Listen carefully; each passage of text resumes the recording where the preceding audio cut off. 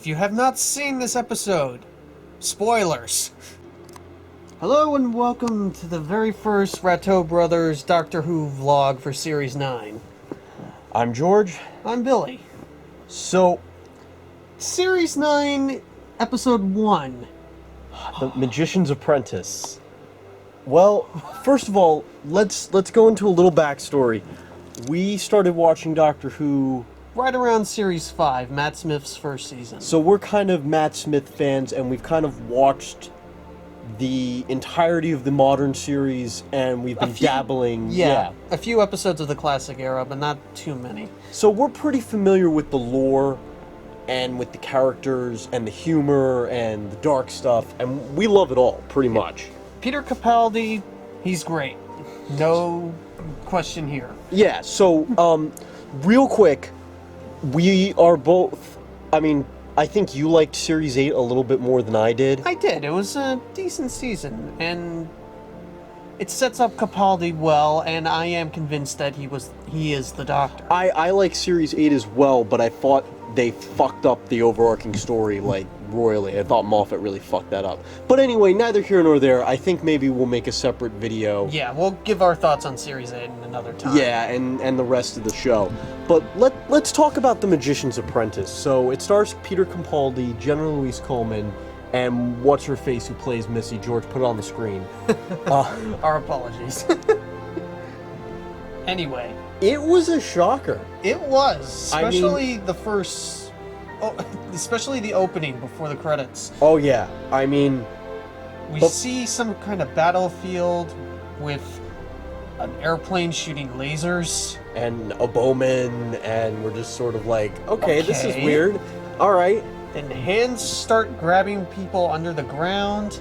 It's like, graboids?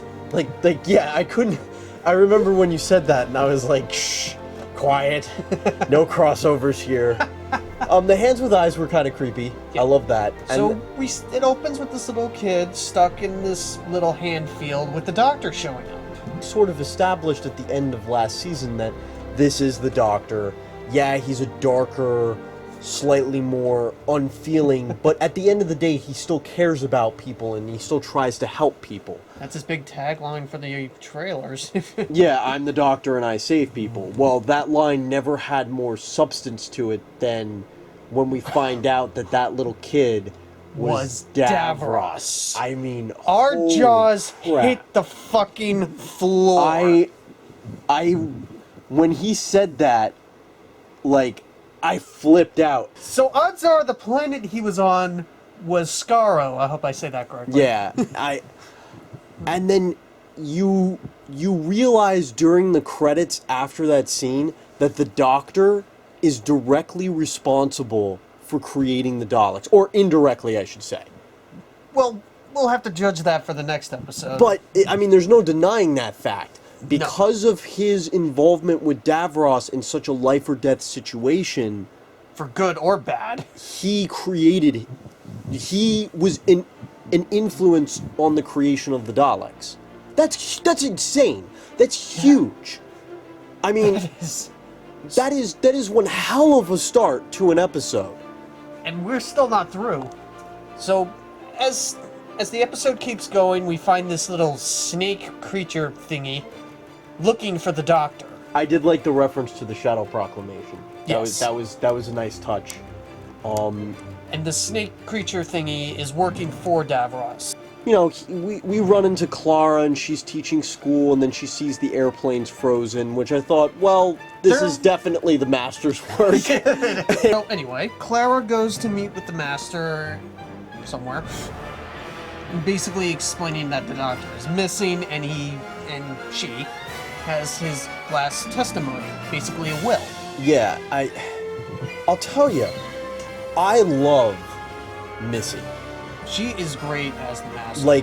When we first saw her in the last episode of Series 8, really saw her in the last 2 episodes. She nailed those final 2 episodes. And she nails the characters, she's sort of Joker-esque, but mixed in with this diabolical nature that's just so...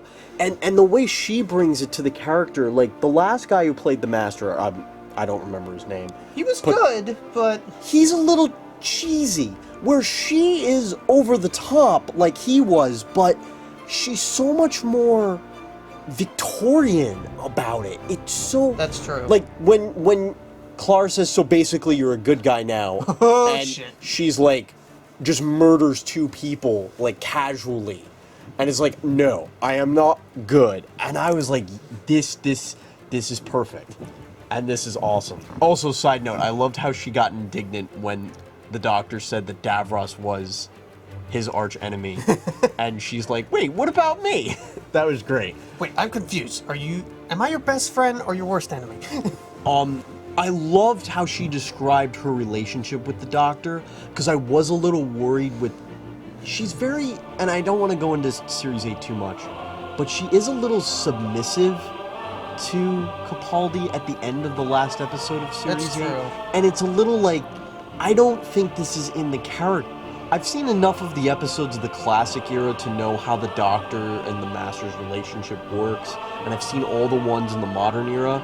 So, in my opinion, limited though it may be, I still feel like it's slightly out of character for the Master, female or not. Anyway, let's talk about the reveal of the Doctor in the episode. So, my first reaction was, yes. All the yes. He comes in riding a tank, playing on a guitar. Yeah, like, and it's supposed to be for his meditative, like his pre-funeral. So moving on. So he's riding a tank. Playing a guitar. And I was cracking up. I was like, okay, that's cool. It's interesting because the promo stuff for this had a very interesting mix of dark and light, and I kind of got the impression with Capaldi's more raggedy look that maybe he was going to be slightly lighter in this incarnation. And he is at the start of this episode. He's extremely boisterous, but then when Clara gets to the grit of it and sees he's ashamed, and you realize he's just doing this because he's broken. The Doctor is broken. That's what I feel like when I see this episode, and I kind of think back to that whole scene. The Doctor's overplaying it. He's broken. He's a broken man. I also loved how he referenced his previous incarnation, All of Me is Invited, as if to say he'd rather, and he talks about wearing his old bow tie and a scarf. And you realize, I think he'd rather be anybody else than 12 right now. Yeah, it seems like 12 is starting off rough this time around. Yeah, I mean, he's already... Last season, he had sort of answered the question of who am I, and he kind of reaffirms that he's the Doctor. And it seems like the start of Season 9 is... They're shoving it back in his face and making him challenge his identity again after he already went through this. Yeah. Which isn't a bad idea. We'll see how it plays out. But anyway, so moving on. So basically, the snake agent of Davros, has a good ring to it, brings the Doctor, Clara, and the Master to Davros' ship. Ship, quote unquote. Quote unquote. And then Davros and the Doctor meet. Master and Clara discover that they aren't on a spaceship. They're on Skaro. So the conversation, while that's going on, the conversation between Davros and the Doctor is very interesting. And Davros makes a point that this is very much a continuation of a lot of the arguments they've had over the course of the entire show, both modern and classic. Going back to Davros' first appearance in Genesis of the Daleks. And we watched part of it. We watched Morning with Baker or Breakfast with Baker. And it's such a great conversation that they have. And watching that and thinking back to the episode, it really is a continuation of that conversation. It usually is. It's fantastic. It really is fantastic. But and certainly as we get to that point in the conversation and we realize that the Doctor's left the kid there, that left young Davros to die, it hits home more that this is not only a broken Doctor, because if you think about other incarnations of the character, with very few exceptions, I don't think 11 would have left a child there, even if he was freaking Hitler. I mean, they hinted at in the Time War, the Doctor tried to save Davros from colliding with something in the Time War. Yeah, And even in David Tennant's era, he tried to save Davros while he was being on the exploding ship. Yeah, a friend of mine was messaging me while I was watching the episode, and he said, after he saw the scene where the Doctor basically admits to leaving Davros behind to die, that not that this is a broken Doctor, that this Doctor betrayed himself. This is something even the War Doctor, he thinks, wouldn't do. That's quite a statement. It is. I don't know if I necessarily agree with it, but it's quite the statement. But again, we don't know how many dark things the War Doctor did. I mean, yeah, so that's a little too much. But yeah, admittedly, I don't think 11 could do it. I think 10 would struggle with it probably more than any other incarnation, but I think he'd rescue the kid. Yeah. I think 9 would even do it. So what does that say about what the Doctor is now? And my greatest fear about that whole thing is that Moffat is going to find a way to make it okay. It shouldn't be okay. Yeah, it really shouldn't. Yeah, he betrayed his own character. But it's not out of character. That's the thing, though.